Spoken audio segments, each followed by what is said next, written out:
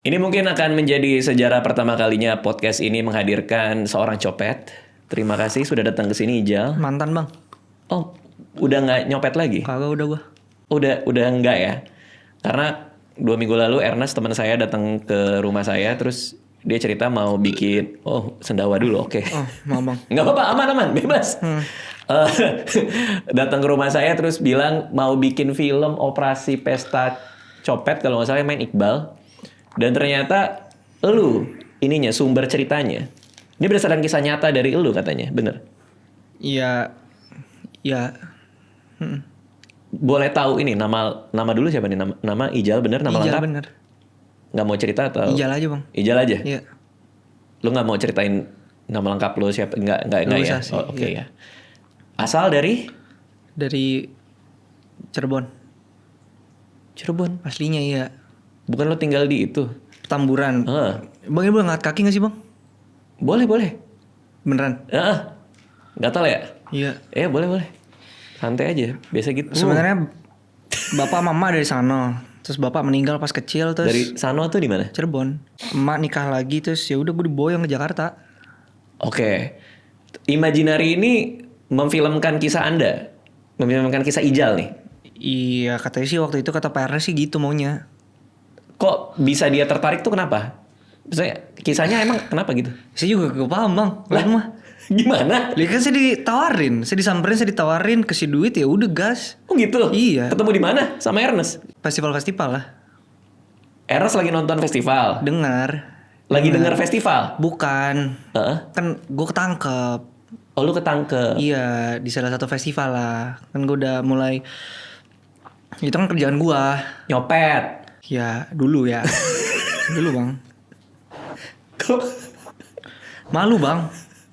Iya, ya tapi kan lu juga menjual kisah hidup lu buat jadi film.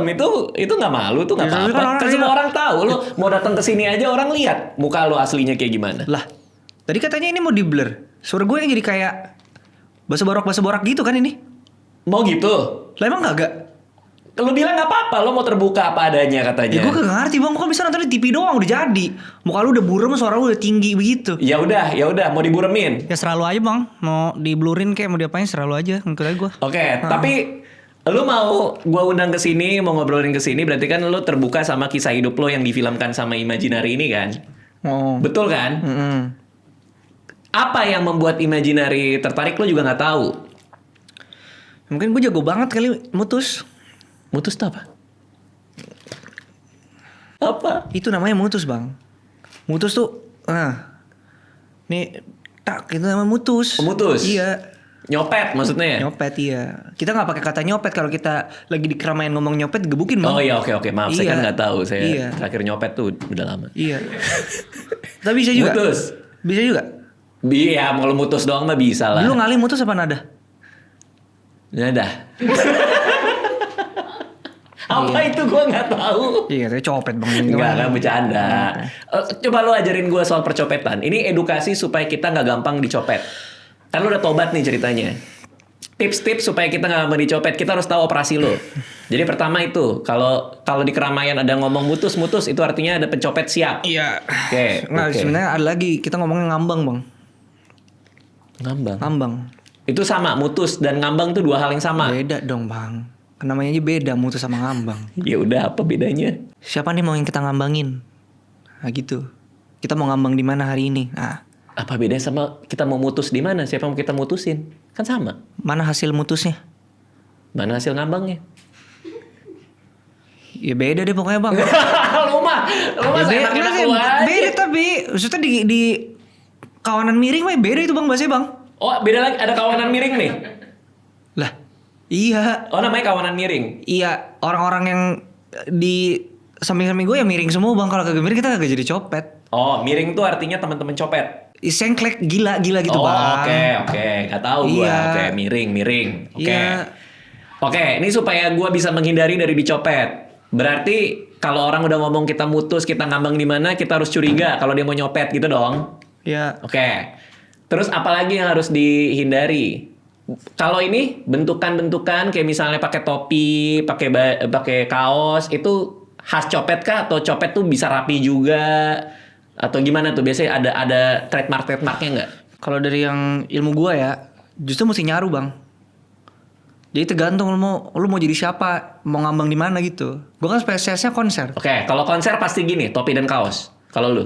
Tapi ini mah setelan rokum kalau ini. Kalau setelan mutus mah baju band bang. Rokum apa lagi tuh? Rumah, parah banget dah. Itu tinggal bilang rumah doang, nggak usah dirokum-rokumin. Rokum bahasa apa? Main bang, begaul bang. Iya deh, Keluar. oke deh, minggu depan gue nyopet deh, makasih. Iya keluar bang. Jadi Iya, ini iya. kalau udah setelan di konser mah kita mesti nyaru bang sama penontonnya juga. Pakai kaos bandnya apa? Apalah gua, setlist apa lagu, belajar gua. Kaos band apa yang paling nyaru? Biasanya sih band-band yang musiknya kenceng ya, Morfem, Itu nyaru tuh, ya Teenage Death Star, Teenage Death Star. ya Malik, kaos Malik. siapa tuh? Malik and the Essentials. Belum pernah itu bang. Ya berarti enggak ya? Heeh. Enggak ya, kalau Malik itu enggak Vokalisnya namanya Malik. Essentials deh. Belum pernah gua bang Enggak itu. itu nama bandnya. Oh nama band. Oh jadi tuh kaos menentukan tuh. Iya. Kalau lo nyopet bersama kawanan lu, ada pilihan band yang main nggak? Misalnya kalau bandnya ini tuh biasanya lebih mudah, genre musiknya ini lebih mudah untuk dicopet. Ya justru kita lihat-lihat Justru dulu bang, iya lihat musiknya dulu, lihat siapa yang main, siapa yang manggung, acaranya di mana, gratis apa kagak.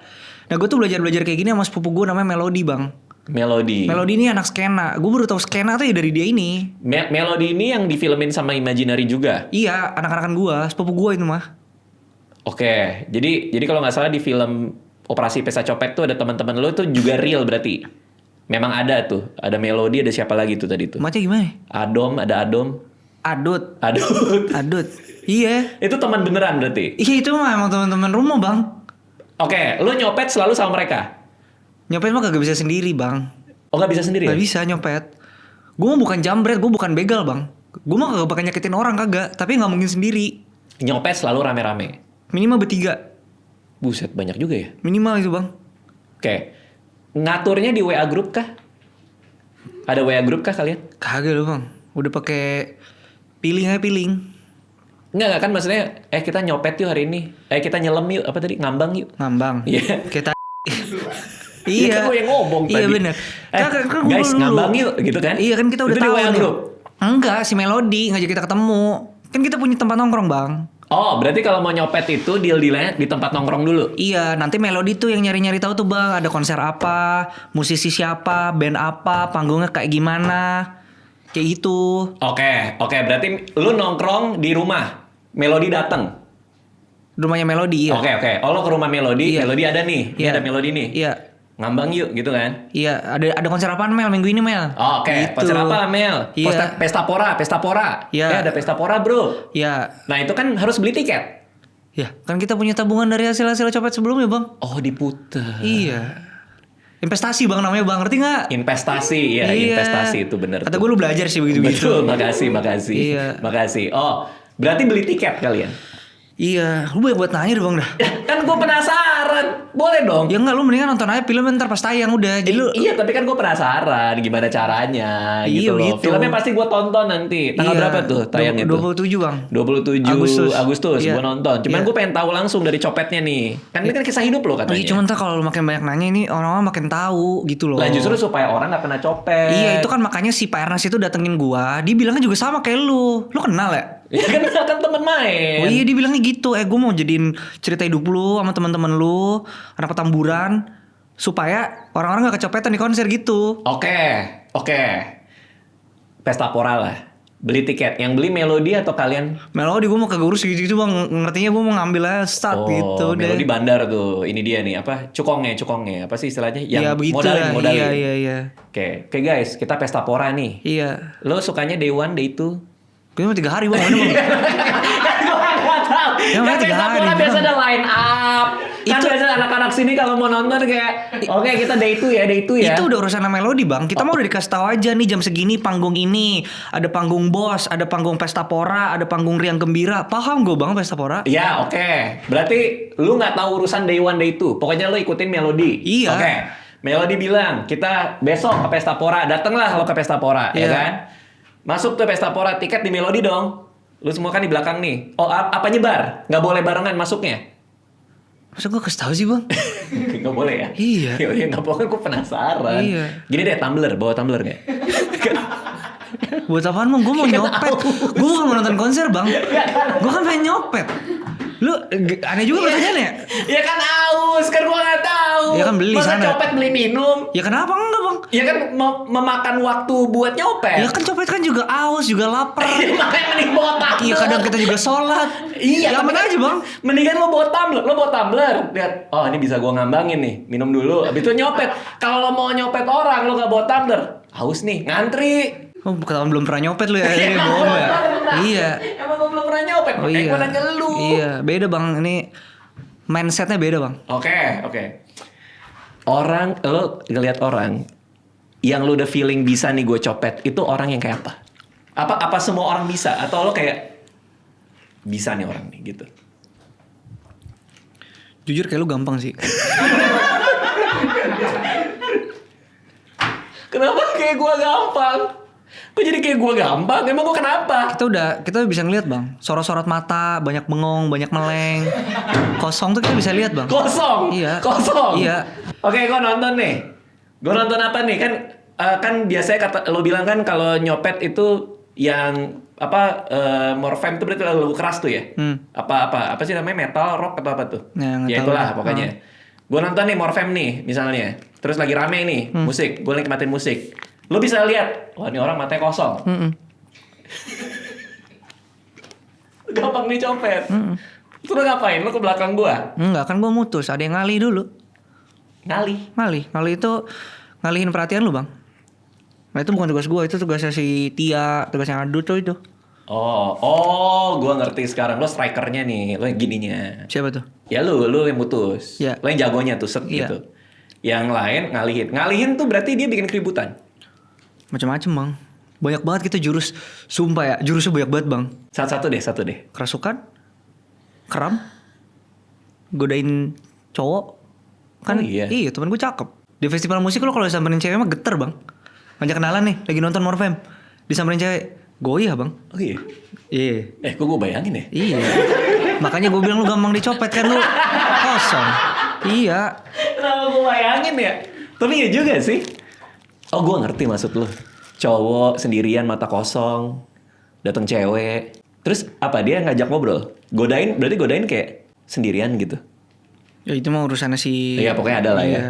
Kali nih gue nih Iya. ngobrol nih sama cewek nih. Nah, itulah saatnya gua. Siapa tadi namanya? Tia. Ardom. Tia. Ini siapa Ini buat siapa sih, Bang? Tulisan gue jelek soalnya gue gak bisa baca. Masa lu gak bisa baca tulisan sendiri bang? Makanya itu juga aneh. Iya. Tia, sendirian aja nih gitu. Oh sendirian. Gue nengok ke kanan berarti lo masuk tuh dari kiri tuh. Iya. Oh wow. Jago Susah udah, gak Bang. Ya bilang susah mah ya udah terlatih gimana ya. Profesional jatuhnya ya. Amatir yang profesional gimana sih bang? Oh, iya. Berarti tangan masuk nggak kerasa tuh. Kita pakai jari bang. Jari masih gini. 2 bang. Tadi gue bilang begini. Coba. Soalnya handphone nih, boleh nih. Iya. Handphone bisa nggak handphone? Ya begitu. Terus? Coba lo ambil aja. Kuat nggak pakai 2 jari? Nggak bisa. Ya kan ini kan tempatnya rata. Lu dari set Oh, gitu. iya juga Iya. sih. Tapi lu Ini. kuat nggak pakai 2 jari? Coba. Coba ya. Bisa. Itu dia. Ambil. Oh, Ya, tapi gitu. kan berasa di ini. Ya itu berarti ngalinya kurang jago. Oh ngalihinnya. Iya, kalau ngalihinnya udah jago lu gak akan berasa bang. Lu harus main fisik, lu mesti dipegang. Halo, apa kabar? Gitu bang, lu udah gak berasa kalau kayak gitu. Oh wow. Keren bro. Keren. Ya, makanya di film Minum Fairness. Iya. Oke, dan lo ketangkep. Kenapa lo ketangkep? Ya emang udah waktunya aja bang. Oh. Saatnya insaf aja sih. Itu pertama kali ketangkep atau? Ya yang bikin bener-bener insaf dah pokoknya bang. Oke. Nah terus yang meranin lo kan nih Iqbal nih. Iya. Menurut lo gimana Iqbal? Dilan tuh. Bang Dilan. Manggilnya Bang Dilan. Iya. Udah gue mau tau dia di situ. Manggilnya Bang Dilan. Iya. Manggil Iqbal Dilan. Ya kan kita kenal begitu. Iya oke Dilan. Kalau suatu hari misalnya gue ngundang dia ke sini, terus lo mau gue nyampein apa ke dia dari lo? Dari Ijal si copet, misalnya di depan gue sekarang, mau gue sampein apa? Yang ganteng ya maininnya ya gitu. Gitu. Iya. Berarti kalau di depan gue bilang gitu ya? Iya, gue berharap sih gue bisa ngelakuin itu. Cuma ya kita lihat aja nanti ya. Iya, tapi ini film soal copet ini, lu pertama kali meranin copet dan yang kayak gitu-gitu ya, petty crime gitu ya? Kayaknya kalau di skalanya copet iya sih bang. Sebenarnya kan sebelumnya pernah punya film pencurian kan. Iya. Cuma skalanya mungkin lebih apa ya, lebih canggih, lebih technical, lebih high tech-ish gitu loh. Kalau si Operasi Pesta Copet ini emang sesuatu yang lebih humble, grounded, lebih grassroots. Lebih humble ya? Menurut gue lebih UMKM gitu Kriminal loh. lebih humble. Iya, kriminal. Makanya kita gak bilang kriminal kan kecil, kejahatan kecil gitu loh. Oke. Tapi kan lu pasti banyak dapat tawaran film kan? Di antara semua yang masuk ke lu, kenapa lu milih yang ini nih, Operasi Pesta Copet ini? Gue tuh pertama kali dikasih tahu soal project ini ya, kayaknya 2024. Gue dipanggil ke rumahnya Ko Ernest. Terus ternyata begitu gue nyampe di rumah itu tuh udah ada Ko Ernest, udah ada sutradaranya Pak Edi Kemot, drama Seringai, udah ada produsernya Pak Kemot namanya Om James, terus udah ada Rino Saryono penulis skripnya, temen SMA gue ya. Terus Malam Minggu sama dia gak sih? Enggak ya? Lupa deh gue. Kayaknya wah parah melupakan. Enggak. Malam Minggu gue udah mau clickbait dari terus Mas Rino. Dan udah ada teman-teman dari Bos Kreator, ada Om Ucup, Kiki Aulia Ucup sama partnernya Adi Praja. Gue didudukin kayak gini, isinya kayak para si founder-founder dan orang-orang hebat ini gitu. Terus gue diceritain soal project ini gitu. Terus gue kayak terakhirnya Ko Ernest cuma bilang, ya tapi lu pikirin aja dulu, no pressure kok. Tapi kayak semuanya bertujuh tuh kayak no pressure di kok. ruang tamu Ernest dengan koleksi Legonya. Iya kan, terus kayak isinya bapak-bapak ini yang kayak no pressure kok gitu. Terus gue kayak oke. Terus begitu gue bawa pulang gitu si obrolannya, gue mikir-mikir, gue jarang sih dapet tawaran film yang somehow rasanya tuh secara tema atau secara universe-nya tuh deket sama kehidupan asli gue. Ini ngomongin musik sebenarnya.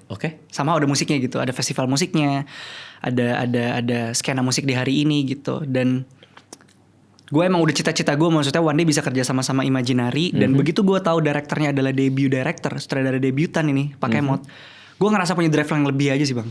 Karena gue selalu suka kerja sama director debut. Mereka tuh biasanya punya drive yang apa ya, mereka punya passion atau semangat yang, gue nggak bilang kalau director kawakan lebih nggak passion ya, nggak juga. Cuma kayak anak kecil tuh gak sih lo? Fresh ya? Fresh. Apinya berkobar ya? Iya baru gitu. Kayak lo gak bisa bilang enggak sama mereka, tapi mereka juga at the same time mau belajar gitu. Jadi gara-gara gue tahu direkturnya debutan. Dan si Pak Kemot kan memang sudah sering banget nge-show director kan. Konsernya Raisa di GBK dan lain-lain sama beliau. Iklan juga dulu di Cerah Hati PH-nya sebelum ganti jadi Angin Segar. Ada pesta poranya, ikutan langsung Bos Kreator di project ini. Rusuh aja sih, gue senang aja gue. Ini rasa bikin film ini tuh rasanya kayak bikin, gue nggak pernah kuliah film, cuma katanya kalau dengar dari teman-teman IKJ tuh kayak bikin TA, tau gak lo bang? Tugas akhir. Iya. Karena isinya maksudnya kayak gitu loh. Semuanya tuh punya semangat yang sama dan nekat semuanya untuk bisa bikin. Very grinding gitu ya? Iya, grinding untuk menghasilkan sesuatu yang gritty, raw, natural, honest. Apakah karena ada syuting di Pesta Pora beneran ya? Apa karena itu juga? One off, iya salah satunya. Itu teknikalnya gimana tuh? Secara teknis gimana? Lu bayangin gak sih itu lagi konser, terus lu syuting? Itu gimana tuh? Itu crazy. Itu jadi salah satu highlights kayaknya selama di karir gue sih. Karena pertama, gimana caranya lu gak dikerubungin? Itu satu. Terus kedua, gimana caranya misahin mana yang extras, mana yang penonton asli? Itu gimana tuh? Jadi sebenarnya karena kita kerja sama Bos Kreator, kita itu sudah syuting di Kemayoran dari H-3 sebelum Passport Day pertama dibuka. Ya. Jadi panggung itu udah kita minta duluan jadi sebenarnya. Jadi saat panggungnya udah jadi dan vendor-vendor brand itu lagi masih pada maku, nah itulah kita syuting di situ untuk ngambil beberapa adegan di Pesta Poranya. Kita pakai 500 extras yang didandanin spesifik seperti layaknya penonton Passport, yang sampai mengecoh para vendor-vendor yang sedang kerja di situ. Jadi karena datengin Pak Kemot terus bilang, "Mot, ini kok udah buka sih? Kok rame orang?" Padahal itu sebenarnya adalah ekstras gitu. Tapi ekstrasnya dibuat sedemikian rupa supaya bener-bener mirip dan nggak kelihatan lah kalau itu sebenarnya H- si Oke. pesta poranya. Oke. Itu. Terus begitu di pesta poranya, kayaknya gara-gara semua pre-productionnya udah diobrolin dengan sangat amat matang ya, ribet banget di pre-productionnya. Jadi begitu syuting di paspornya lebih banyak merespon momen instead of creating the moments. Maksudnya kalau filmmaking yang seperti lu tahu Bang, kita kan bikin adegan ini kita bikin kan. Kayak lu duduk di sini, masnya di situ, and then beradegan salah ulang gitu kan. Nah, bedanya syuting di paspor adalah ya lu merespon masnya lagi ditaruh tangan di situ, ya itu yang harus direkam. Kita nggak bisa minta penampilnya untuk ngulang kan. Oke. Kita nggak bisa minta penontonnya yang lagi nonton siapa Sal Priadi untuk kayak coba ulang lagi nangisnya, nggak bisa dong. Maksudnya itulah yang harus di capture dan itu yang menurut gue pengalaman filmmaking kayak gitu yang gue belum pernah dapetin sebelumnya sih. Artinya orang tahu nggak kalau ada elu? Untungnya kayaknya si proses film ini gue nekat menjadi Ijal. Gue menjalankan amanahnya si Ijal nih untuk benar-benar bisa mainin dia secara baik. Kalau ganteng gue nggak tahu karena lu bisa lihat dia sendiri kan. Maksud gue dia kayak bro, kemarin sih pas mandi dateng gitu. ya. Iya, Tadi pas dateng iya, ya. kayak bro, daki gitu. Cuma maksud gue berusaha untuk menjalankan amanah dari Si Ijal. Doski nih. Bener, Sampai di titik dimana ada beberapa kali ketika lagi syuting, gue nyapa beberapa temen, mereka ngelengos ngelewatin gue. Mereka nggak kenalin itu Iqbal gitu. Oke. Berarti artinya penonton juga nggak sadar. Harusnya nggak sadar sih. Ya gue ditahan sama security paspor kan berarti harusnya udah. Lo ditahan security passport? Itu salah satu yang selalu gue ceritain sih. Gue mau syuting, kamera udah standby, gue mau masuk ke set dipanggil sama telco, ditahan sama security paspor mayorannya. Maaf mas, lagi ada yang syuting gitu. Jadi Padahal itu lu. Jadi makanya gue harus bilang ke Ijal gitu, kayak gue nggak tahu apakah gue bisa menjadikan dia ganteng, tapi paling nggak gue bisa menjadikan Ijal terbaik yang gue bisa gitu untuk si Ijal gitu sih. Sampai ditahan ya, berarti bener ya. Gitu. Itu kayak gue pernah dengar cerita itu dari Rio ya, Rio Dumatubun. Iya, ada Bang Rio juga Lo di filmnya. syuting sama dia juga kan? Aduh, dia cerita apa ya waktu itu? Gue lupa lagi. Gue main banyak tuh adegan-adegan sama Bang Rio. Rio ya? Kayak kan dia ngejokes apa depan lo kalau nggak salah. Something yang kayak gitu deh kalau. Dia adegan filmnya maksudnya? Pokoknya dia cerita dia ngejokes depan lo, terus lo bilang, oh itu keren tuh, lucu tuh gitu. Kalau nggak salah ya? Gue lupa, dia kayaknya ngejokes mulu ya, dia punchline mulu lucu sih. ya, lucu ya. Lucu sih dia. Kan gue liat trailernya. Berarti itu campuran antara penonton asli, extras, dan penampilan apa adanya di paspor. Betul. Oh. Jadi kita itu tadi karena kita kerjasamanya sama bos kreatornya langsung, jadi kita punya privilege untuk syuting H- saat paspor di antara 30.000 orang per harinya dan setelahnya. Oke, Gitu. oke. Berarti nggak ada line garis bahwa ini area syuting, Nggak. ini enggak ya? Nggak. Baur aja ya? Jadi buat beberapa Wow. teman-teman yang datang ke paspor 2025, mereka tahu, oh ini yang 2025 kan, yang ini kan. Mereka pun ngeh gitu di antara 30 sampai 40 ribu orang yang datang setiap harinya, beberapa ada yang ngeh, ya kan kita bawa kamera gede-gede bang. Bener. Iya kan, gede dipanggul gitu, dan kita pakai 4 kamera kalau nggak salah. Oh. 4 kamera gede, sinema, ada drone apa segala macam, jadi emang heavy banget gitu. Dan karena shout out bos kreator gitu ya, kayak kita dikasih aksesnya semuanya, jadi ya berbaur sama para penonton juga. Oke. Band apa aja yang kita bisa expect akan ada di bioskop nanti? Atau penampil siapa? Gue bisa nge-spill tergantung kira-kira ini tayangnya kapan. Oke. Tapi oke. basically kurang lebih ada 17 band yang akan disaksikan di film atau didengarkan di film Operasi Pesta Copet ini sih. Oke. Banyak banget. Terus apakah itu juga yang ngebuat lo mau jadi produser? Karena pertama kali lo jadi produser kan? Betul. Nama lo ada tuh di kredit tuh. Iya betul. Itu gimana tuh? Apa yang bikin lo mau jadi produser? Terus pengalamannya seperti apa di film ini? Gue tuh dari dulu emang selalu pengen kerja di balik layar. Gue memulai semuanya gue umur 9 kan bang. Gila. Ini gue nggak tahu sih ini apakah waktu itu keputusan lo atau bukan. Tapi itu gue harus jadi Edgar. Oh, pas di film gua. Iya. Oke. Gue nggak tahu itu keputusan lo atau keputusan casting director lo. Tapi ini dulu terjadi kayak 2012 sampai 2013 gitu. Gue ingat sih, ya kayak Casdir sih. Iya oke. PH. Tapi waktu itu kan karena lagi di dalam sebuah grup nggak boleh dijual ketengan. Iya. Jadi Iya, harus gue semua nggak sempet kalau jadi nggak adek salah. lo lah gitu ceritanya. Betul. Cuma starting sangat muda di industri, gue tuh selalu punya keinginan untuk apa ya? Iya itu udah ada di balik layar sih.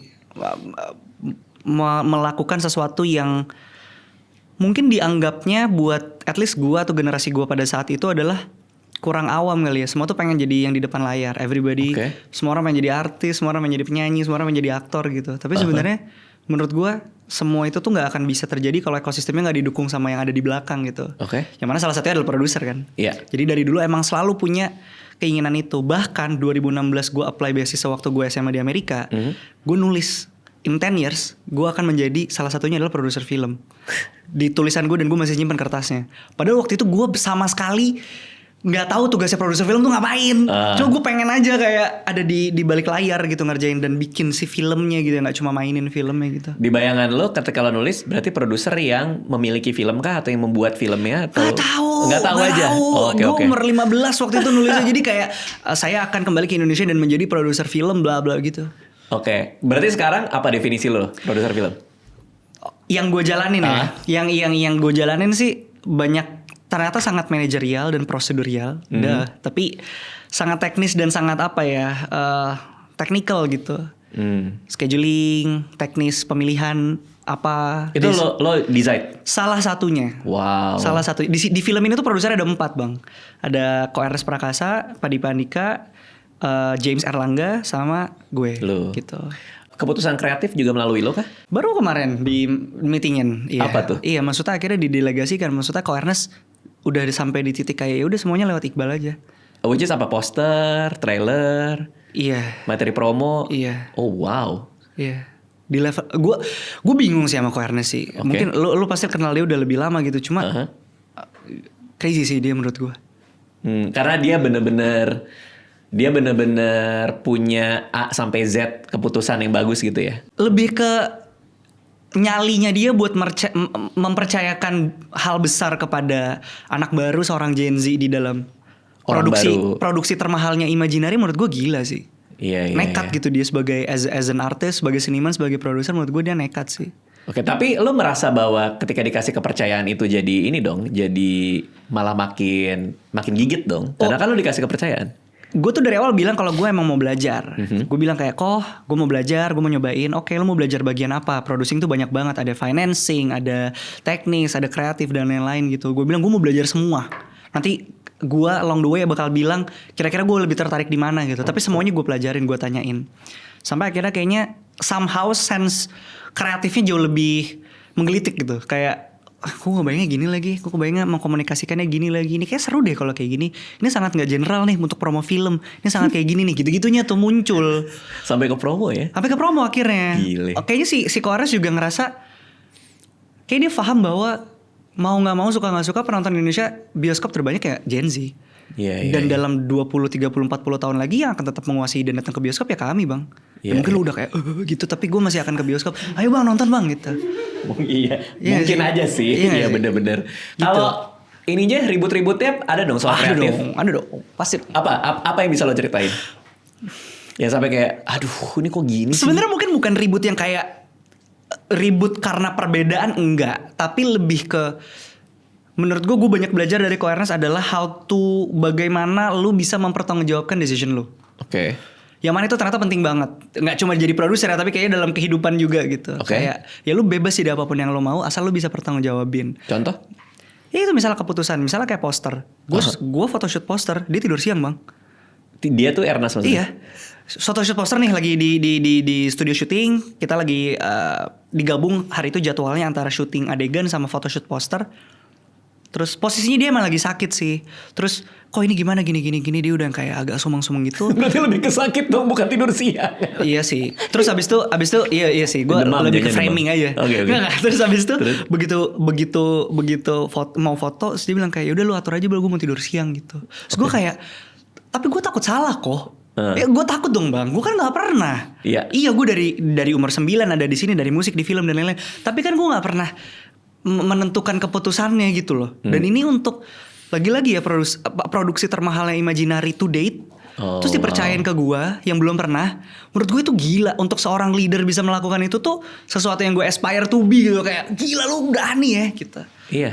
Gitu iya. sih. Karena percuma ada lo di produser kalau dia masih ngerasa harus menentukan semuanya kan. Dia malah mau dapetin keahlian lo itu. Kalau nggak ngapain lo on board kan, bener gak sih? Akhirnya gue mikirnya kayak gitu, kayak kok itu selalu yang jadi pertanyaan gue gitu, kayak kok dia percaya ya, kok orang-orang percaya gitu sama gue, sama keasbunan gue gitu, keyakinan gue. Kayak gue nggak tahu kan kita lahirnya sama, gue nggak tahu sih nyambung apa enggak, cuma kayak begitu yakin tuh yakin kan, kayak ya begini gitu, yakin gue. Gua banget itu. Iya kan? Gitu ya. Gila 28 Desember 28 sama. Desember 28 Desember sama. gila sih. Tahunnya gak usah disebut. Iya kan? Gen Z kan? Apa Alpha ya? Enggak, jatuhnya. bukan. Apa kan? Baby Tapi boomer. sama. Apa? Jauh juga enggak. Nah tapi sama sih pecah sih menurut gue sih. Tanggal ya? Tanggalnya sama sih pecah sih. 28 Desember sih. Iya. Menurut lo Capricorn kan? Kita Capricorn. Iya, gue juga. Apa yang benar dan apa salah soal Capricorn yang menurut lo orang tahu? Cuek, bener nggak? Katanya kan keras kepala ya. Kayak stubborn gitu. Gue nggak percaya sih. Omong kosong menurut gue. Oh, lo nggak keras kepala sama sekali? Sama sekali, maksud gue. Masa lu percaya sama zodiak-zodiakan kayak gitu? Masa kita dibilang keras kepala ya nggak mungkin lah. Gila kali orang-orang itu ya. Itu lo main keras sih barusan sih. Oh gitu ya. Cuek. Kalau banyak yang bilang cuek lo. Nyebelin lo kalau jadi pasangan katanya. Enggak ya. Nah kita tuh ini aja apa sih kayak katanya ya kayak bukan avoidance sih, tapi kayak kadang-kadang nggak tahu cara ngungkapinnya aja bang. Oh, distant gitu, agak jauh. Agak tuh. kayak ya udah selagi lo aman dan selalu ingin memberikan apa ya kesempatan untuk orang lain bersinar juga kebahagiaan kita dan Bisa. kita tuh agak udah lu aja dulu gitu. Menarik. Oke, balik ke film lagi. Ya.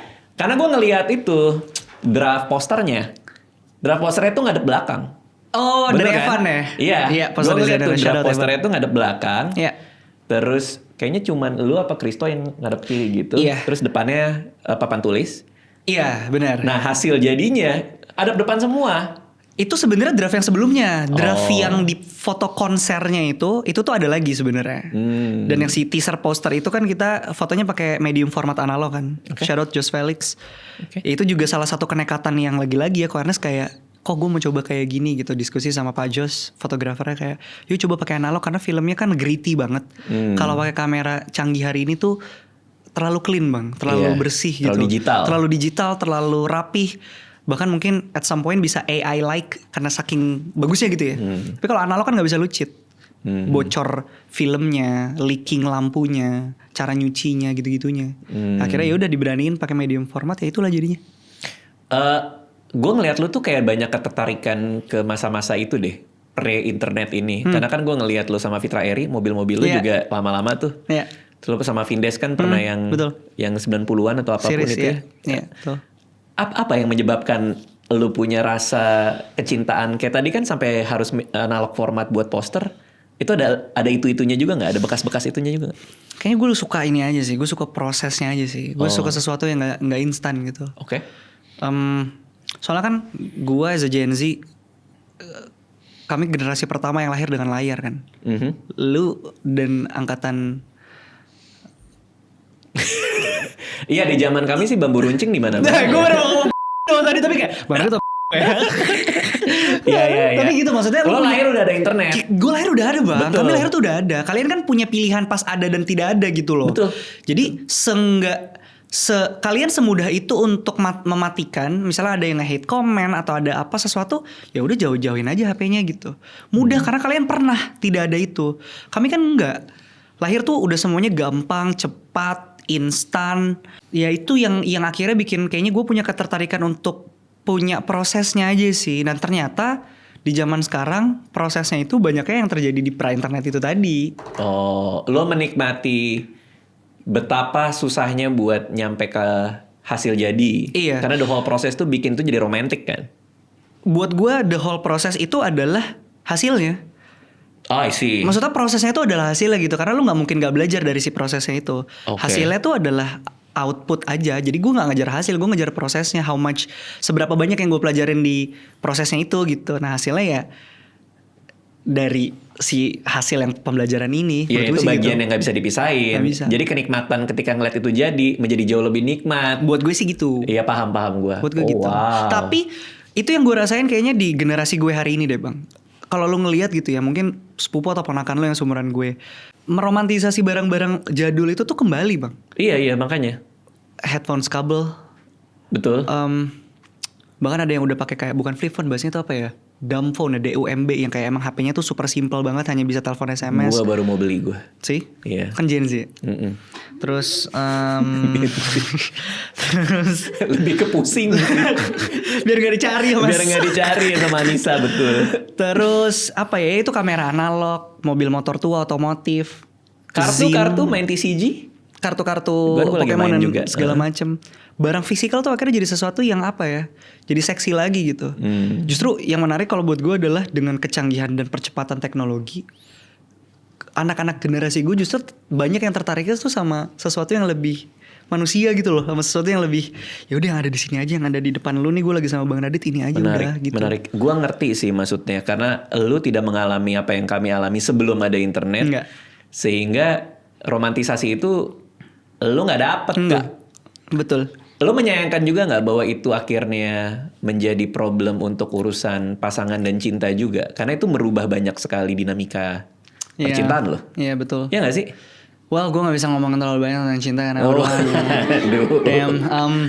Tapi ya gue ngerti The maksud lo juga idea sih. of lo naksir tetangga masih ada nggak sekarang? Dulu sih gue crush pertama gue di hidup gue sih anak kompleks sekolah gue.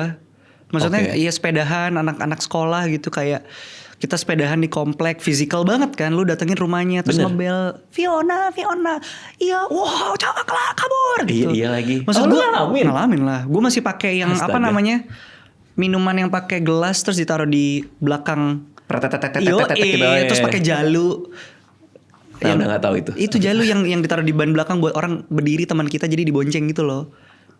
Oh, kan ada yang buat belakang ada ininya, sofanya apa sih yang bantalan? Gak ada bang. Oh, karena nggak ada bantalan pakainya Iya, itu. Oh, makanya ya, berdiri oke. di roda. Lu selis maksudnya, bukan? Hah? Selis. Selis itu siapa? Sepeda listrik. Kok siapa? Oh, Bang? gue nggak tahu. Gue dulu Whimcycle idolaku dulu. Oh, gue dulu Whimcycle. Whimcycle, Dulu idolaku. Whimcycle-nya gue mandiin, gue ajak ngobrol. Karena dulu di komplek gue tidak terkalahkan balapan sepeda. Oh. Selalu gue juara 1 sampai ada tetangga baru datang pakai mountain bike ada giginya, baru gue kalah. Nah, itu susah tuh. Nggak bisa. Itu susah tuh. Kalau mountain bike udah susah. Gak tuh. bisa.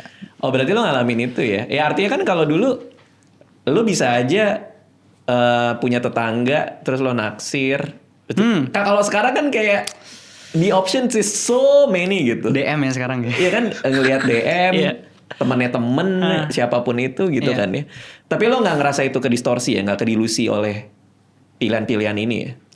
Nggak ngaruh ya buat lo ya? Kayaknya nggak ada pilihan lain ya. Maksudnya ya udah emang begitu adanya gitu. Iya, Somehow iya. juga maksudnya emang harus adapt, tapi nggak juga bisa. Ada beberapa hal yang menurut gue kita nggak punya pilihannya gitu. Maksudnya gue kalau kayak tadi ngomongin kamera analog gitu misalnya, itu kan pilihan bang. Gue bisa foto pakai analog, gue bisa foto pakai digital gitu. Iya. Tapi kayaknya kalau udah misalnya ngomongin relationship, mungkin yang gue perhatiin nih beberapa teman-teman gue emang udah gak ada pilihannya. Kayak mau nggak mau emang harus lewat dating apps gitu. Kayak lo kerja 9 to 5, lo teman kantor lo mungkin nggak ada yang asik dan lo nggak tertarik untuk deketin teman kantor anyway. Lo nggak bisa punya hobi, lo nggak bisa punya waktu untuk punya komunitas. Ya satu-satunya cara lewat situ gitu. Tapi dengan profil lo nggak mungkin dong. Kalau yang ngepalsuin gue sih banyak, tapi gue gak punya. Kan suka mikir ya, maksud gue Ada yang ngepalsuin lo, ada, bro. tapi maksud gue kayak lu udah malsuin gue, masa orang nggak sih? Iya sih. Dan expect apa sih gitu? Iya, Maksudnya kayak- lo malsuin lo tuh expect-nya apa? Ketika diajak ketemuan juga nggak. Ya bukan lo Oh, bener anyway. juga, iya bener juga. Iya kan? Iya. Maksudnya apa gitu? Mungkin Iseng aja nipu kali ya, atau mungkin, apa kali ya. Mungkin. Oke. Jadi gue kalau- gak punya dating apps ya. Kalau di operasi pesta copet ini romance ada juga. Ada storyline sedikit, romance juga. Ada sedikit tentang romance. Itu pilihan kreatif karena memang genre itu mewajibkan ada romance, atau memang secara natural storyline-nya butuh itu? Storyline-nya butuh itu. Oke, I see. Storyline-nya butuh Berarti itu. nggak ada keputusan-keputusan kreatif di mana kayak, ini biasa market kayak gini nih, ini biasa gini. Ada nggak gitu?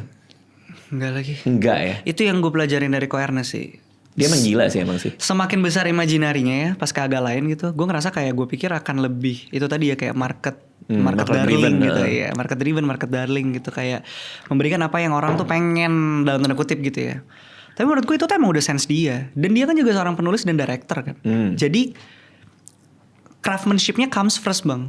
How to sell the productnya tuh, how to sell the artnya tuh comes later gitu. Itu yang Oke. menurut gue perbedaannya Imaginary mungkin dengan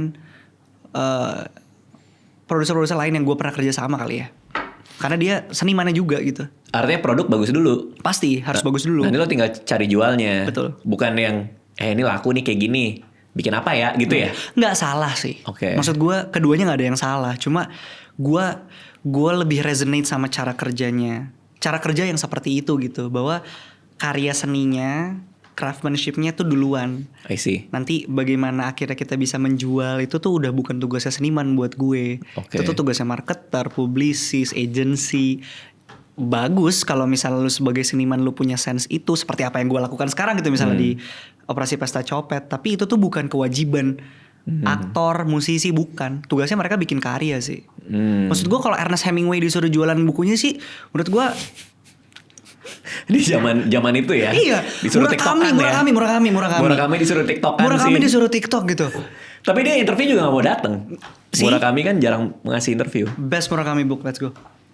Gue suka cerpen-cerpennya lagi. Contoh? Barn Burning. Gitu. Oh belum pernah. Oke belum. Barn Burning itu ada adaptasi film Koreanya, judulnya Burning. Oke. Itu cerpen ya anjir gue ngomong-ngomong itu merinding gue. Tentang ada cowok punya sahabat perempuan. Suatu hari sahabat perempuan itu bawa cowok lain. Oke. Dua cowok ini ngobrol. Oke. Terus cowok itu cerita soal hobinya bakar gudang. Oh barn burning. Barn burning. Oke. Bakar gudang. Oke. Terus ya udah itu seru banget. Gue nggak nanti gue ceritakan spoiler ya. Oke. Tapi tentang orang yang punya hobi bakar-bakar gudang. Oke. Sounds like Murakami. Iya. Iya. Kalau gue tebak ya, Norwegian Wood. Bukan. Kafka on the Shore. Bukan. Aduh apa? Ayo dong, satu lagi deh, 3. Aduh. Roll of 3. Wind Up Bird Chronicle. Hampir itu nomor 3. Oh iya apa? Nomor 1 Sukuru Tazaki and His Pilgrimages. Wow. Nomor kedua Wild Sheep Chase. Wow, itu sangat-sangat jarang loh orang milih itu. Oke, berarti lo memang avid reader kah? Suka baca kah? Gua berusaha. Oke. Gue tahu di dalam hidup gue tuh banyak sekali terlahir menjadi orang yang berusaha gitu. Kayak gue berusaha untuk menjadi gue yang hari ini. Actively learning and actively seeking gitu loh. Belajar untuk suka baca, belajar untuk bisa punya empati, belajar untuk bisa punya etos kerja yang baik. Itu gue belajar. Ada beberapa orang menurut gue emang naturally gifted kan. Lu lahir brojol, terus tiba-tiba kayak dia baca buku gitu, kayak anjir umur 1 udah baca gitu. Emang seneng ya? Emang seneng gitu. Kalau lu bahkan dulu gak suka baca? Ya komik lah paling ya. Oh artinya kebiasaan baca buku literatur itu malah lo desain ya? Iya. Sehingga jadi suka? Betul. Oh. Betul. Ya itu juga akhirnya yang gue percayain bahwa lu tuh bisa jadi siapapun yang lu mau. Emang mesti ada prosesnya. Jadi kalau lu hari ini gak bisa, lu lakuin aja, lama-lama pasti bisa dan suka gitu. Gue tuh ngebayangin dari umur 9 udah kena lampu sorot tuh gimana ya? Gue itu out of my mind banget. Halu sih menurut gue. Jujur halu sih. Gue gak ngebayangin gimana rasanya umur 9 lo udah kena lampu, udah kena panggung, semua orang suka sama lo. Lo kemana-mana dimintain foto, umur 9 gitu. Kalau umur 21, 22, 23, maksudnya prefrontal cortex lo udah terbentuk gitu, udah jadi udah gitu. keras. Lo udah tahu gitu kan, Iya. lo kayak apa gitu, dan wisdom udah kebentuk. Tapi umur 9 bro, apa yang lo pelajarin? Sampai akhirnya kan lo jadi produser nih hari ini. Umur 9 lo naik panggung, lo nyanyi, sekarang jadi produser. Apa itu ngebantu kah? Apa malah tidak membantu, malah lebih berat? Apa sih? Pasti ada ngebantunya sih. Mungkin Pasti lebih ke apa ya? Tentang sensitivitas dan intuisinya tuh mungkin lebih kebentuk aja kali ya. Karena udah terbiasa itu dari kecil, terbiasa dibohongin sama orang yang lebih dewasa. Kok ketawa sih Bang? Kan ini lagi dark. Kan lagi dark. Kok ketawa sih Bang? Gue expect aja gitu loh bahwa itu learning lo dapet. Lo ternyata gue sering dibohongin orang dewasa. Iya dong Bang, maksud gue lu di umur segitu apa yang lu tahu gak sih? Apa yang lu tahu tentang industri, apa yang lu tahu tentang cara bekerja, lingkungan kerja. Oh, ternyata kita sebenarnya bisa menolak misalnya lingkungan kerja tanpa asap rokok misalnya. Ya kan gue pikir itu adalah konsekuensi kalau lu udah di entertainment industry. Dulu tuh kayak ini biasa gitu ya. Jam menunggu syutingan yang lebih lama dari jam syutingan. Gue pikir kan itu konsekuensi industri, Bang. Persentase? Oh, itu kita masih jauh sih ya menurut kita skip aja ya. Itu masih jauh banget menurut gue. Tapi maksud gue kayak hal-hal yang akhirnya kita normalisasi, gue normalisasi dari gue kecil karena gue pikir emang kayak gitu cara mainnya. Ternyata enggak, itu emang masih banyak yang masih bisa kita benahi aja. Dan sekarang hari ini gue di posisi ini, belajar sama guru-guru, mentor-mentor gue yang tadi gue sebutin itu semua di bidang musik dan juga film. Gue pengen jadi orang yang bisa terlibat di perubahan itu supaya jadi lebih baik. Jadi kalau one day misalnya ponakan gue, anak lo kayak kecemplung di sini nih, nggak perlu ngerasain apa yang dirasain gitu. sama Iya, gue iya. atau sama generasi gue zaman itu. Karena key-nya sih di fairness sih. Ada banyak hal yang tidak fair kan? Betul. Bener nggak? Betul. Terutama kayak karena lo masih kecil, ketidakadilannya itu bisa disemukan dengan banyak hal tuh. Iya. Iya kan? Iya, sebenarnya kalau ngomongin ketidakadilan, iya, itu maksud gue balik lagi ke konteks film gitu ya. Kayaknya itu salah satu yang paling menggerakkan gue sih. Kayak tentang ketidakadilan tuh gede banget buat gue. Ketika ada sesuatu dan tidak adil tuh kayak tapi itu nggak fair bro gitu. Nah begitu gue tahu ceritanya si Operasi Pesta Copet ini juga underlying timnya adalah ngomongin ketidakadilan, orang-orang yang ada di kaum marginal yang emang dimiskinkan oleh struktur sistem. Buat gue itu tuh kan nggak adil ya. Bisa jadi sebenarnya di luar sana yang kalau dikasih privilege-nya lebih hebat dari Raditya Dika atau lebih hebat dari Iqbal Ramadan tuh banyak gitu loh bang.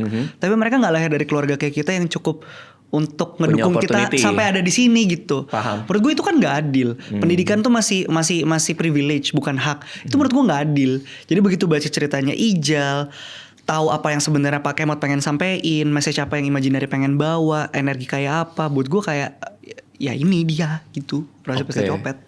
Oke, ya kadang seniman butuh drive itu kan. Lo butuh satu tema yang memang kena di lo karena lo dulu ngalamin. Personal lah. Iya kan? Iya. Sehingga proyeknya itu jadi super personal buat lu.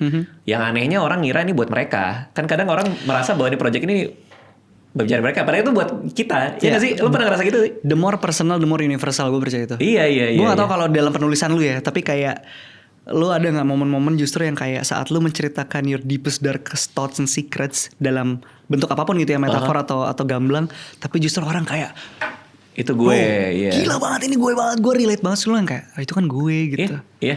Karena gue stand up gue ngerasa kayak gitu. Semakin gue tarik ke dalam, semakin luas orang yang nikmatin gitu. Emang anehnya itu. Tapi dan memuaskannya itu. Iya, betul. Makanya ketika seorang seniman bikin karya di mana itu bercerita soal kegelisahan pribadinya, lo akan all out dan lo akan nikmat banget ketika ngerjainnya, betul dong? Hasilnya adalah prosesnya. Oh iya, balik lagi ke itu ya. Oke, lo 9 tahun lampu sorot panggung. Ada nggak hal-hal yang membuat lu, terutama ngerjain proyek-proyek gede dengan terlibat begitu banyak orang sampai sekarang ini, itu menyebabkan jadi kayak semacam kekurangan lu karena lu dari 9 tahun di situ. Contoh ya misalnya, karena udah lama di industri, jadi kurang percaya sama orang, sehingga lu punya tabir itu, sehingga susah believe ketika delegasi. Ada nggak gitu-gitu nggak sih? Lu kayak gitu ya? Ya sebagian besar ya. Gua nggak punya temen yang deket banget karena hal-hal yang gua alami dulu sih. Tapi ada kayak gitu. Cuman kalau dari sisi lo samakah kayak gue? Punya lagi gue. Oh iya. Punya lagi. Itu menurut gue tadi bahasa lo bagus banget. Tabir tuh emang kayak menurut gue dua. Satu karena memang gue terbiasa melakukan itu dari kecil dan tahu dalam tanda kutip ya ngerasa tahu suka sotoy jujur cara mainnya. Dan apa yang mungkin works buat at least generasi gue dan orang-orang sekitar gue. Itu satu. Yang kedua mungkin trauma juga sih. Trauma itu tadi dikecewain orang dewasa. Dianggap pendapat gue tidak penting. Dianggap gue karyanya tidak akan menghasilkan. Jadi itu yang mungkin trauma responsnya tuh munculnya jadi kayak gitu. Jadi kayak nge-hold karyanya dan gak berani delegasiin itu ke orang. Jadi susah untuk jadi CEO nih kayak Drachin itu jadi menyamar jadi CEO tuh susah. Elon Musk, Jeff Bezos shit tuh susah gitu kayak untuk lo kerjain gitu. Pasti akan baru-baru ini kok pas ngerjain film ini kayak gue ditegur sama tim kayak gini. Maksudnya kita village meeting di internal gue terus ngobrol kayak village meeting tuh kayak diskusi gitu kayak ngobrol intinya kayak ya udah evaluasi ini workflow-nya seperti apa dan lain-lain. Terus anak-anak tuh pada ngomong kayak manggil gue Ibai, lu tuh nggak bisa handle semua. Lu meledak, lu korslet. Tugasnya lu tuh mendelegasikan dan lu mengsupervisi sisanya dan lu mikirin yang lain gitu loh. Nah gue tuh ini karena film pertama gue juga kali yang gue produksi. Gila gue bukan cherry picking lagi ya kayak sampai hal kecil pun. Iya bang. Lo sampai nelpon orang terus ngecekin udah sampai mana gitu kah? Iya itu orang bangun set buat promo aja gue tanyain. Oh iya. Iya. Tapi itu pembelajaran buat gue gitu. Paham. Sampai akhirnya gue korslet, gue berantem sama orang-orang terdekat gue. Kayak wah jadi rusuh gitu karena gue korslet capek, sensitif. Jadinya kemana-mana gitu. Akhirnya gue belajar sih kayak oke, enggak ini salah nih caranya nih. Kayak gini. Itu tuh lebih karena apa yang lo sampaikan diterjemahkannya beda dari kepala lo. Atau memang lo worry itu tidak akan jadi sesuai harapan? Kayaknya yang pertama sih. Oh. Tapi ini based on pengalaman yang sebelum-sebelumnya ya. Iya. Misalnya kayak di hal-hal yang lain gitu. Nggak harus pekerjaan, tapi kayak menyampaikan terus kok beda ya Ngerti sama apa lagi yang gua. itu gitu. Paham. Cuma akhirnya gue tuh orangnya selalu kayak inwards gitu loh bang. Jadi kalau ada yang salah pasti gue dulu yang ini pasti ada guanya nih. Misalnya kayak gitu salah nih. Lu udah nge-brief tim, terus tim lu salah. Gue tuh akan langsung oke berarti mungkin tadi brief gue kurang clear kali ya. Lu nggak di level itu untuk bener-bener ngerti siapa gue dan apa taste gue dan apa yang gue mau untuk sampai di titik brief ini aja lu bisa paham. Jadi berarti gue sama lu harus lebih detail lagi. Radit, ini gini, ini gelasnya di sini, yang ini warna pink yang di sini. Clear gitu loh bang. Paham. Karena ternyata nggak semua orang kayak kita, itu juga yang gue pelajarin sih. Iya. Apa yang di kepala sama yang keluar di mulut suka ada yang miss tuh. Iya. Terus kita kayak dulu gue punya banget perasaan kayak kok gitu sih? Padahal kayak ya gue emang gak nyampein ataupun cara penyampaian gue salah. Makanya lo ngelihat Ernest kaget juga ya. Ih, Jir, nih orang bisa Iya. percaya banget ya sama orang gitu Gue ya. selalu sama orang yang lebih dewasa, yang maksudnya di angkatan di atas gue, yang berani mendelegasikan atau kasih kepercayaan ke generasi gue. Buat gue itu selalu orang-orang yang gue perhitungkan banget. Oh, I see. Gue ngerasa gini soalnya bang, teori gue ya. Hari ini gue di industri atau di musik atau dimanapun deh, siapapun itu yang besar namanya di industri hari ini, kami itu cuma pion bang. Bukan ini agak kasar ya, cuma kami itu hanya yang menjalankan apa ya, di ujung tombak industrinya. Kami yang terlihat. Oke. Tapi kami bisa ada di panggung, ada di film itu yang bikin generasi kalian. PH-nya kalian yang pegang. Oke. Musik festivalnya angkatan kalian yang pegang. Aha. Yang manggung kami iya, teman-teman seumuran gitu. Tapi kami tuh yang kayak dikasih panggungnya gitu loh. Itu hebatnya kalian gitu. Itu bedanya generasi kalian gitu. Dan di atas kita kan juga ada yang ngasih kita opportunity kan. Pertanyaannya sekarang, mampukah gue dan generasi gue menjadi seperti kalian atau bahkan lebih baik? Memberikan panggung-panggung itu buat nanti ponakan atau anak-anak kita gitu. Paham. Karena ketika lo udah ketemu orang di industri yang benar dalam tanda kutip, itu kan selamanya nempel di kepala lo bro. Tapi itu sih, aduh sorry, maksud gue kayak saking gitu industrinya, jadi begitu ketemu orang baik tuh kayak, kok lu baik banget sih? Lu aneh Lo banget. jadi curiga ya? Iya kan? Lu itu gak kayak, Lo jadi curiga. kayak lu kayak, anjing kok dia baik banget ya? Ini pasti ada sesuatu gitu, padahal belum tentu. Kitanya aja yang trust issue. Segampang kontrak sih, kayak misalnya datang, terus gue ngasih ini ya, karena lo begini ke gue, makanya gue masuk ke sini. Tapi kan dalam hati, lo kan bisa nggak ngasih tahu gue, ya kan? Iya. Ya kan pasti suka kayak gitu kan? Sampai di level, kok fontnya gede? Biar nggak ada yang ke skip ya. Iya. Kok fontnya gede? Kok tulisannya kebaca? Ya, maksud gue hal-hal itu akhirnya jadi muncul. Dan itu menurut gue messed up kalau lu udah kena sama beban-beban itu dari kecil gitu. Paham. Tapi kan kita punya pilihan ya. Betul. Untuk menjadi orang yang seperti apa kan. Betul. Terus lo ngalamin ini gak? Karena dulu kan, gue kan mulai gak semudah lu ya. Gue kan mulai dari 17 tahun tuh. Lu malam minggu-minggu tuh 17? Enggak, lu stand up dulu ya? Gue sebelumnya stand up dulu, nulis blog dulu. Gue tuh malam minggu-minggu gue SMP. Berarti gue 12. Lu berarti berapa tuh? Gak usah dihitung. Oh, oke, sorry. Udah lulus kuliah lama itu. Udah lulus kuliah lama gue. Udah jadi dekan ya? Udah jadi dekan. Udah jadi rektor. Cuma kalau gue tarik lagi kan, gue tuh masih ngalamin tuh masa-masa di industri di mana gue paling muda bro. Oke. Oh, oke. Jadi gue paling muda, yang lain tua-tua. Terus gue look up, gue lihat, gue dengerin. Terus gue sempat ada masa di mana gue biguk karena gue di umur-umur di mana, Jir, orang udah mulai dengerin gue dan minta pendapat gue nih gitu. Padahal selama ini gue yang dikasih tahu, gue yang punya mentor. Itu gue punya masa-masa di mana kayak ini bener nggak sih? Umur berapa tuh berarti? 25, 26. Oke. Mungkin seumuran lo juga. Oke. Lu kan dari umur 9 sampai sekarang ngalamin gitu nggak? Ini posisi gue, kok jadi gue yang harus ngasih tahu orang ya gitu? Kayaknya iya, cuma kayaknya pas kecil enggak sih. Maksud gue bekerja, bermain, bernyanyi saat itu ya emang as a playground aja. Cara gue senang-senang menghabiskan masa muda gue gitu. Okay. Tapi kalau di konteksnya di hari ini, gue sebagai seniman muda dan produser film di film Operasi Pesta Copet, itu ada banget perasaan itu. Kok orang nanya ke gue sih?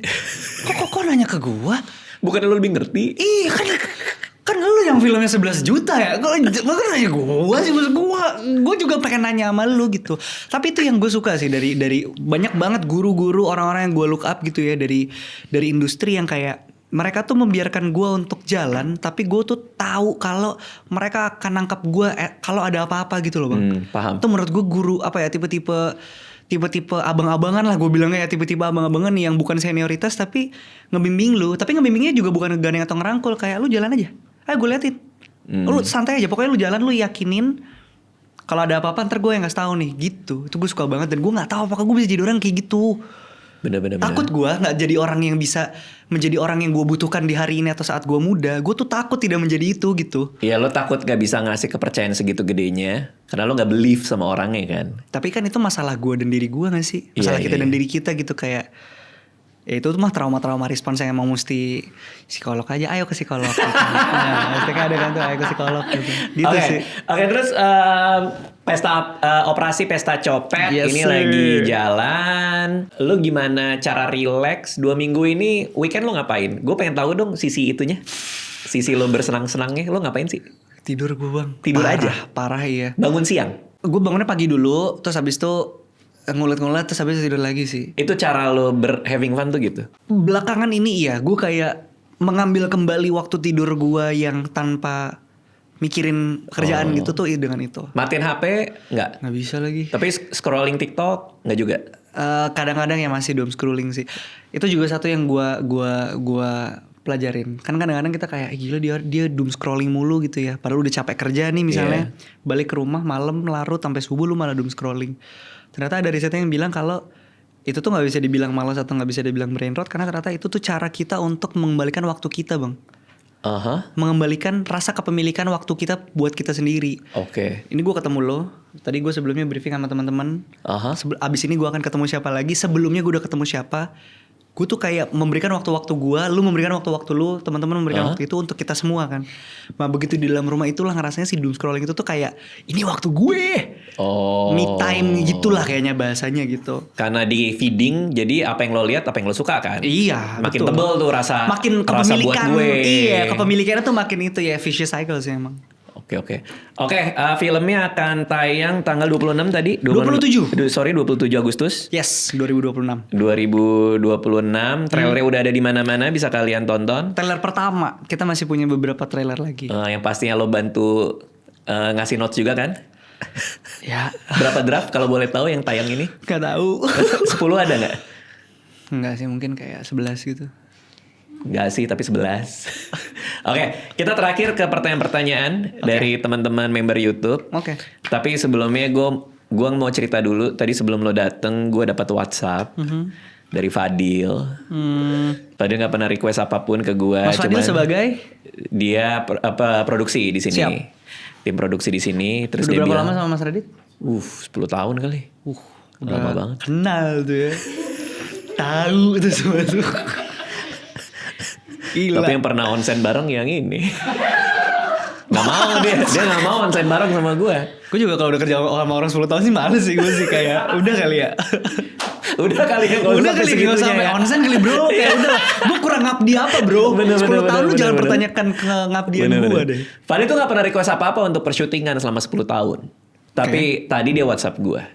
Boleh gak kalau istri gue datang karena katanya ngefans sama lu. Dia cuma mau di ruangan ini menghirup udara yang sama lu.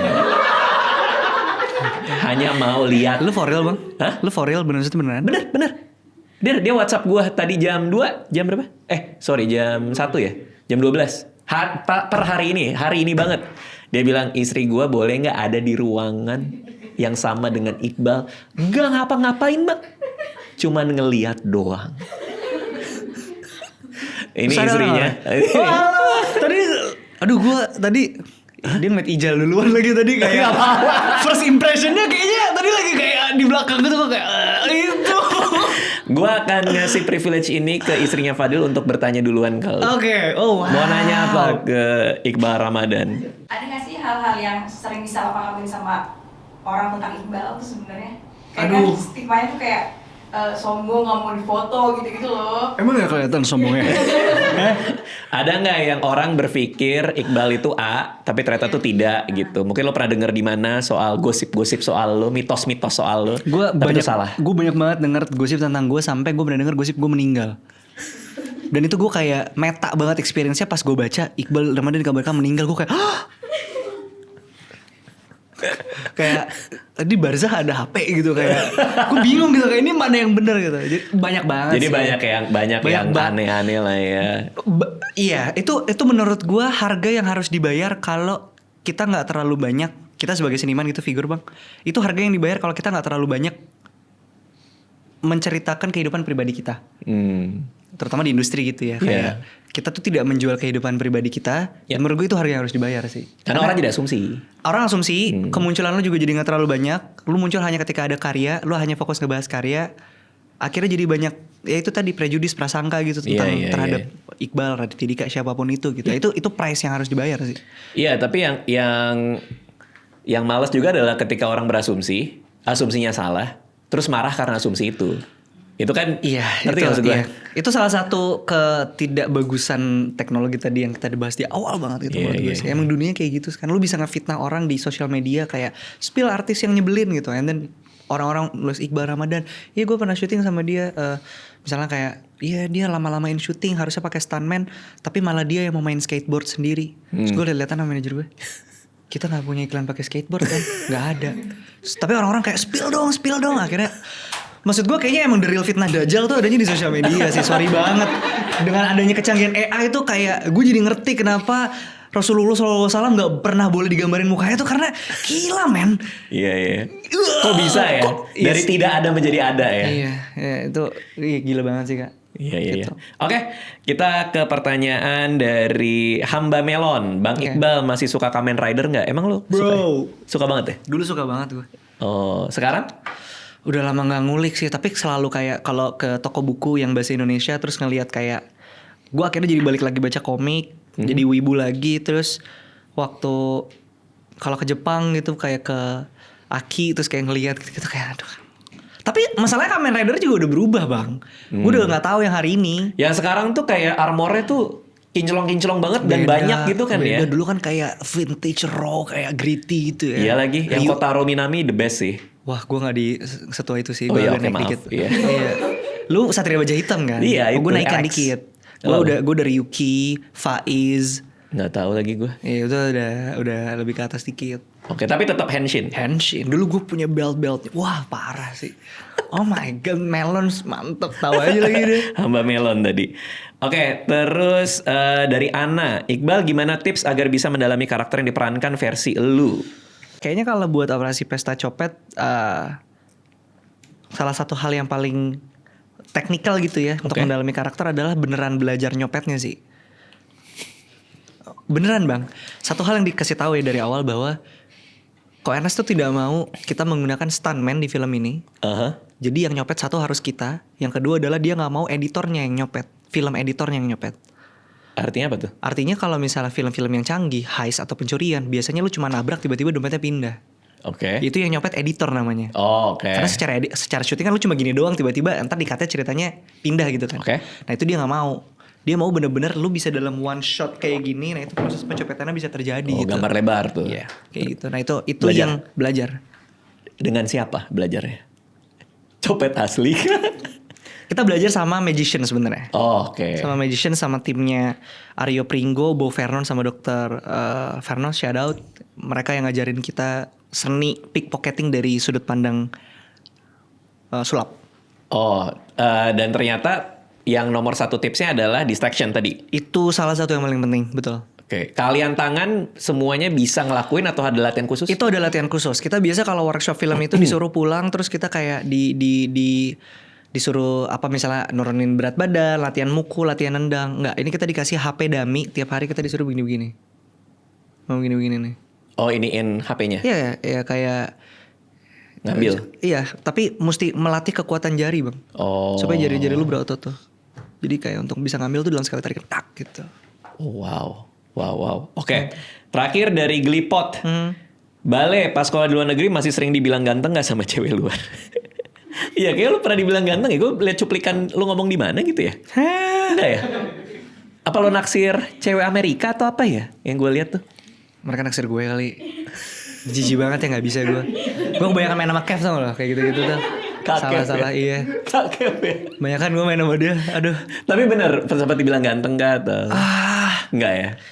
Ya gue pernah maksudnya berhubungan sama temen orang-orang perempuan-perempuan yang ada di luar sih ya pernah, dan asumsi gue kalau mereka mau punya hubungan lebih dari teman sih masa mereka gak mau ganteng harusnya gitu. Yeah. Mungkin gue lebih ke funny versi mereka atau kayak wah anak band di SMA kayak Amerika kayak Geleh. Oke, next setelah operasi Pesta Copet ini ada project lain yang bisa lo share kah? Musik atau apapun? Di operasi Pesta Copet ini kayaknya sekarang fokusnya ke Pesta Copet karena ini film paling nekat transformasi yang pernah gue lakukan as an actor. Oke. As a producer ini gue nekat karena pertama kali menjadi produser. Aha. Sebagai musisi juga nekat karena gue kembali lagi comeback dengan mengisi soundtracknya Oh, di filmnya. OST-nya? OST-nya. Oke. Full on sih di sini. Jadi nggak cuma peran ganda tapi triple, quadruple, Iya, quartet. pokoknya hati lo semua lo taruh lah di situ. Basically ini film gue. Bukan artian kayak cuma film gue yang mainin. Enggak, ini kayak kita bikin film ini bareng-bareng dan gue bangga bisa jadi orang salah satu yang juga ikut terlibat bikin film ini. Oke, kita lihat filmnya nanti tanggal 27 Agustus 2026. Yes, Good luck Operasi Pesta buat Copet. semuanya. Thank Terima you. kasih Bang Robert.